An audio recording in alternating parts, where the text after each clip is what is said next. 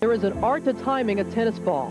Hit it early, they say, at the delicate moment between too soon and too late.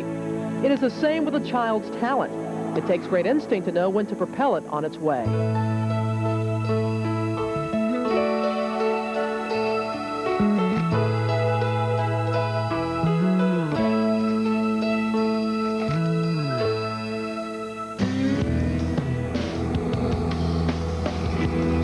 In the small southwestern Louisiana town of Carencro in the parish of Lafayette, America's fastest rising tennis sensation, Chanda Rubin, thrives on the love and support of a close-knit family. She represents the 5th generation of Rubins to hail from here, and her new baby niece is the 6th. I don't think everyone is fortunate enough to have people around them that care about them. And I think I've been very lucky. I have a very large family. And it's just something that through the years have become more and more important to me, and something that I really appreciate more and more. Chanda, her younger brother, and older sister grew up in a household where education was #1. The daughter of a judge and a school teacher, Chanda was offered scholarships to tennis academies. But her parents turned them down, feeling that her childhood would be healthier without the pressure. Today, she returns to her parents' home whenever there's a break in the tour. For Chanda, the transition from teenager to tennis star hasn't jolted her the way it does so many other sports prodigies. She knows how to find the balance between life on and off the court. Since her success has come gradually, she's been able to savor the breakthroughs and develop lasting support from local fans.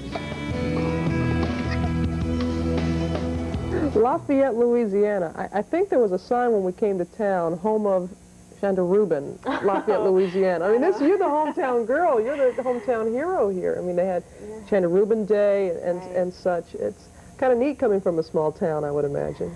It is. It's a very good feeling. Coming home, everybody has been following me and supporting me.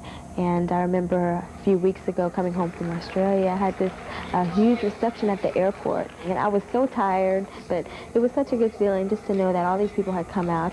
And I don't think you can get there coming from a big city. Going back to New York, I mean, who's going to know? Chanda's coming back from Australia. I mean, it just wouldn't happen. It's a great feeling just to have that support and be able to come here and relax a little bit. Thank you. Chanda Rubin's tennis career began in her own backyard. Her father, Edward, had built a court as a gift for her mother, Bernadette, and it was here that Chanda did something remarkable at the age of 5.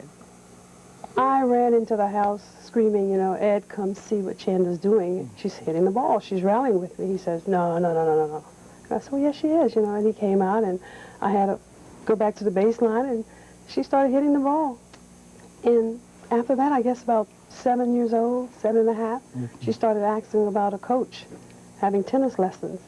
And we decided to put into lessons then. Watch this.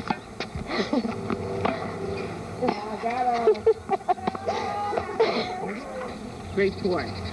She's not a bad player. She really isn't. For what we did, we put the kid first. Tennis was secondary or ancillary to developing the kid. Education and Chanda as a human being. We kept her here. We kept her at home. Kept her with a base, and tried to keep some balance. Basically, what we wanted to do was just keep her within striking distance of whatever she wanted to do. I love it. By the age of 11, Chanda was competing and winning on the junior circuit. 2 years later, she made the U.S. national team, and it seemed clear to her where this might lead. Why did you decide at age 15 to turn pro? I kind of knew when I was about 14 that I wanted to play professional tennis, and I was playing some of the smaller tournaments, early in the year. And when I finally turned pro at the U.S. Open, I remember you have to fill out a form and check off one of the boxes that says pro or amateur and where you want them to send your money if you don't pick it up yourself. And I was thinking to myself, gosh, I don't remember if my parents said I was turning pro or if they said I wasn't. Oh my gosh, what am I going to do? And I thought about it. I was like, well, I mean, what did you want to do? I said to myself, God, I might as well. And I checked off the pro box, and that was it. The summer before her senior year of high school, Chanda spent part of her vacation winning the 1992 Wimbledon Juniors title. Oh, what a shame. Game, set, match, Miss Rubin. 2 sets to love. Was there ever a time when you thought to yourself, heck, I'm just going to drop out of school and just play full time? I I didn't. I always felt like I had time, and I was always happy with my progress, regardless of how far behind, I may have been behind some of the other players. I didn't see it as something that was just the end to my life if I didn't, get to be top 50 in the world, when I was 15.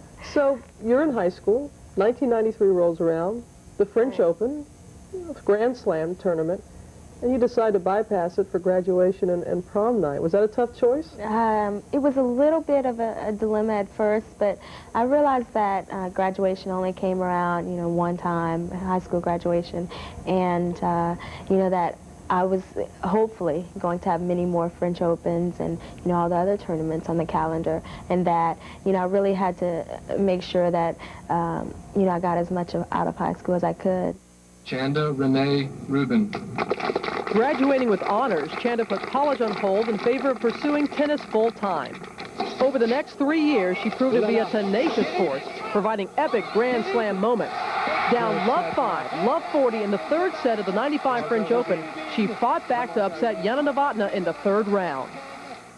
Weeks later at Wimbledon, she beat Patricia Hiboulet in the longest women's match in that tournament's history, 58 games in 3 hours, 45 minutes.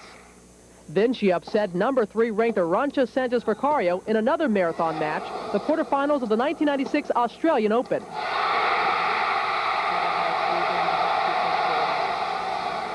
Advancing to the next round, she faced Monica Seles.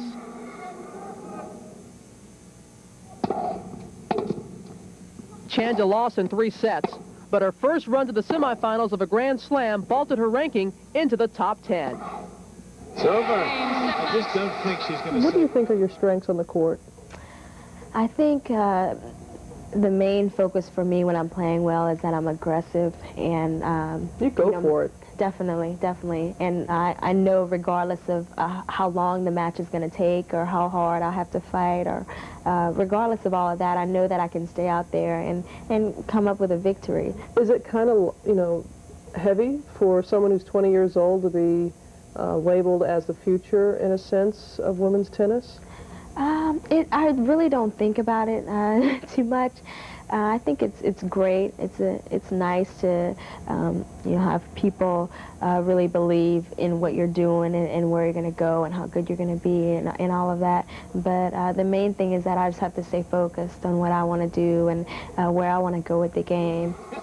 International success and Chanda's natural poise have made her an attractive commercial prospect as well. Having already signed with a racket company and a shoe manufacturer, sponsors are banking on her continued success. I really don't like asking this question, about being number one. It seems like in this society we're always obsessed with whatever profession, whatever you're doing, you got to be number one. You got to be number one. You haven't reached the ultimate unless you're number one. Is that anything that you think about, the possibility of being the number one tennis player in the world? Well, I've definitely thought about it. It's not something that, is always burning in my head right now. I think it's definitely possible. I have still a lot of improving to do. And I think even if I was number one, I'd still have to feel that way, or there would be no purpose in me playing. There's only a certain number of people that are going to be number one, and hopefully that'll be me. But if not, I still want to be able to look back and say, I'm happy with what I did.